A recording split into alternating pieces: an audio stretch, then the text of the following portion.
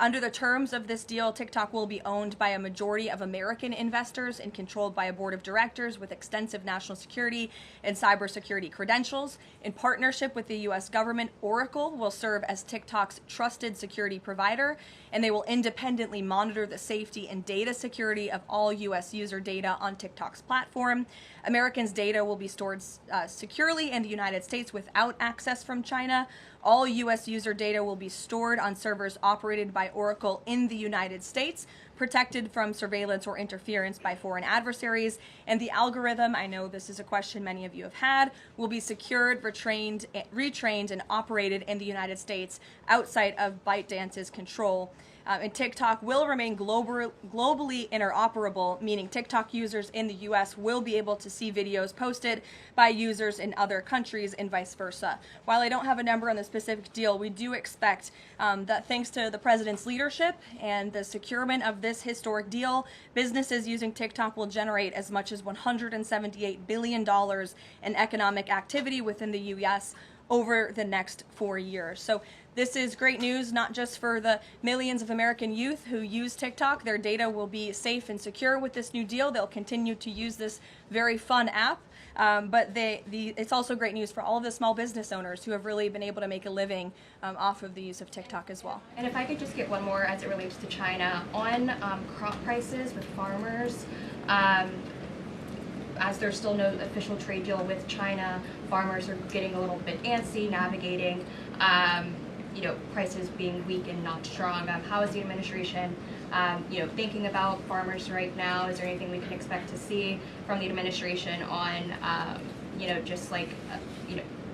sort of bailing farmers out should prices continue to not work in their favor? Well, the administration is completely understands the anxiety of farmers. We're very much aware of this issue. It has been a part of our discussions, the trade team's discussions with their Chinese counterparts. As for any specific actions, I don't have any news on that for you today, but I can fully assure you the entire National Economic Council in this building, as well as our Secretary of Agriculture, Brooke Rollins, have been talking with the trade team about this. There's been many meetings on this, and they are on the ball, but I don't have anything specific for you today. Sure, Selena. Thanks, Karoline. But the case against Letitia James was extensively investigated for 5 months, and President Trump's handpicked Attorney General Eric Siebert could not find any evidence that he committed a crime. So is the president saying here it doesn't matter if there's a crime, he just wants his political enemies to be charged? Well, let me just walk you through Letitia James. Letitia James completely abused her oath of office. Letitia James was actively and openly engaged in lawfare. You talk about weaponizing the Department of Justice. What was Letitia James's campaign slogan? It was prosecute Donald Trump. She was saying she was going to prosecute Donald Trump before she even knew if Donald Trump committed a crime, which of course we did not. Those are not the words of a serious prosecutor. Those are the words of a corrupt politician who is abusing their power. She actively campaigned on that. She also led the witch hunt, the financial fraud investigation against President Trump and the Trump Organization, in an appeals court tossed that case out, a $500 million civil fraud penalty in August, which was another win for the president, and exonerated him of this witch hunt and showed that this is an individual who is corrupt and abused her oath of office. And we also have evidence of her mortgage fraud. An April report from a white-collar fraud investigator found that there was documented evidence that James engaged in a consistent pattern of financial and property disclosures that raise serious legal questions. But why won't the president accept the conclusions of his Justice Department to not bring charges against Letitia James? In fact, you had Bondi and Blanche top DOJ leadership who were against ousting Eric Siebert, who again was picked by President Trump. I just answered that question for you, and the president has every right to express how he feels about these people who literally campaigned on trying to put him in jail, who literally tried to ruin his life and ruin his businesses, and he wants to see accountability for those who abuse their office and abuse their power. And Letitia James absolutely did that, whether you want to admit it or not. Is that not retribution, though? Jeff, it's accountability. Thanks, Caroline. 2 foreign policy questions. President Putin has offered President Trump a 1-year extension of the most recent treaty limiting nuclear weapons. Does the White House have a reaction to that? Does the president want to accept that offer? And then one separate issue, just generally, what is the president's response or reaction to the number of countries this week who are planning to or have recognized a Palestinian state? 2 great questions, Jeff. To your first question about Russia, the president is aware of this offer extended by President Putin, and I'll let him comment on it later. I think it sounds pretty good, but he wants to make some comments on that himself, and I will let him do that.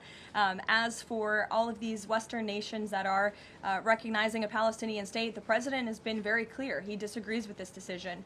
He spoke about that in the UK, standing right next to his friend, Prime Minister Starmer, and he feels this does not do anything to release the hostages, which is the primary goal right now in Gaza, does nothing to end this conflict and bring this war to a close. And frankly, he believes it's a reward to Hamas. So he believes these decisions are just more talk and not enough action from some of our friends and allies. And I think you'll hear him talk about that tomorrow at the UN.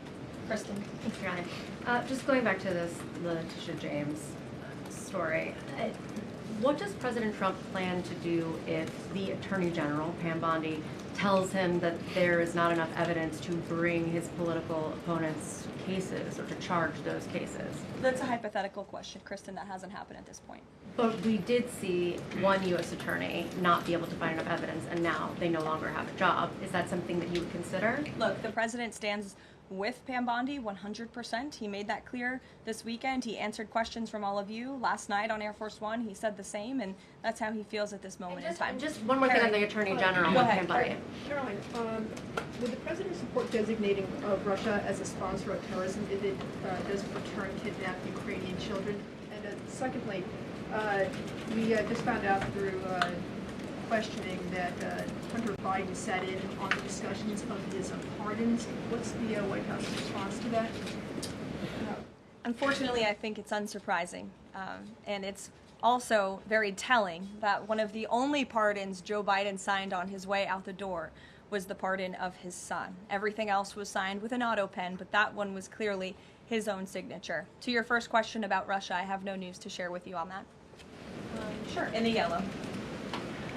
According to media reports, Maduro has sent a letter to President Trump, but President Trump avoided saying whether he has read it. Did he receive it? We have seen this letter. Frankly, I think there were a lot of lies that were repeated by Maduro in that letter, and the administration's position on Venezuela has not changed. We view the Maduro regime as illegitimate, and the president has clearly shown that he's willing to use any and all means necessary to stop the illegal trafficking of deadly drugs from the Venezuelan regime into the United States of America. Context of the letter? Gilbertson, go ahead. The admin. You and then go ahead. Sure. Thank you, Caroline. Whitline with Borderhawk News. The admin has openly discussed taking legal action against officials in sanctuary jurisdictions. Just this last weekend, we saw Mayor of Evanston, Daniel Bliss, rioting and protesting outside of an ICE facility near Chicago. Are there plans to start arresting sanctuary mayors or governors going forwards? Unless they commit a crime, I don't see them being arrested. But if they are violating federal law, if they are violating state law, then of course they should be arrested by state and local law enforcement. If they're violating federal law, then they can expect the consequences of that behavior. Nick. Thank you, Caroline. Would the president like to see Congress pass a national holiday honoring Charlie Kirk annually? That's an interesting question. I'm sure he wouldn't oppose such a thing. But you can pose that to him yourself next time you get the chance. Sure thing. And to follow up, too, I know the president is honoring Charlie with the Presidential Medal of Freedom. Is there anything else that we don't know of in the works to honor Charlie? Not at this time, but we do look forward to that Medal of Freedom ceremony very soon. Daniel. Thanks, Caroline. This past Friday, Adam Schiff, Tim Kaine, they introduced a resolution on Capitol Hill aimed at stopping the successful kinetic strikes against narco-terrorists in the Caribbean Sea. What does a move like this, what type of message does it send to families, specifically families who have suffered at the hands of deadly narco drugs like these? I definitely think it sends the wrong message. We wish that Democrats would get on board with a very simple idea of ending drug trafficking and securing our homeland. And I saw a report this morning that the Dominican Republic actually helped us seize a boat that was on its way from Venezuela to the United States of America with lots of deadly drugs on board. And so if you actually hear from Caribbean nations in the region, they are thankful and grateful for the administration's efforts, and they're working alongside us to end this plague of drug trafficking through their seas. Sure, Karen. Over the weekend, Democratic leaders Chuck Schumer and Hakeem Jeffries sent a letter to the White House asking for a meeting with the president to talk about government funding. Has the White House responded to that letter, and will the president sit down with them to talk about this, given that deadline is now 8 days away? Discussions are ongoing with both Republican and Democratic members of Capitol Hill. I don't have any meetings or any scheduling updates for you today, but what I will share is that what this White House wants and what Republicans want. We want a clean funding extension to keep the government open. That's all we're advocating for, a simple, clean budget extension, a straightforward, responsible solution to keep the government open to November 21st and allow the full year appropriations process to move forward. And I will add, this is the same budget that the Democrats approved 6 months ago, just adjusted for inflation. And unfortunately, all of a sudden now, they want to shut down the government. And if the government is shut down, it's only going to, it will be the fault of the Democrats, and it will only hurt the most vulnerable in our country, our seniors, our veterans, our military families, and increasing security for members of Congress, which is something this White House and the administration supports. And if you look back at the statements made by Chuck Schumer and Hakeem Jeffries in the past, they too have advocated against a shutdown and for keeping the government open. Democrat Chuck Schumer himself said a shutdown would mean chaos and pain and needless heartache for the American people. He said once, avoiding a shutdown is very good news for the country, for our veterans, for parents and children, for farmers, and for small businesses. Hakeem Jeffries also said it's about the harm. Families will be hurt if there is a government shutdown. Farmers will be hurt. Holiday travel will be impacted. Democrats clearly know what the right thing to do is here. It's to join with Republicans to pass this clean funding extension. That's what the White House and the president wants. And with that, we will see you all at 4 o'clock for this big announcement later on. Thanks, guys.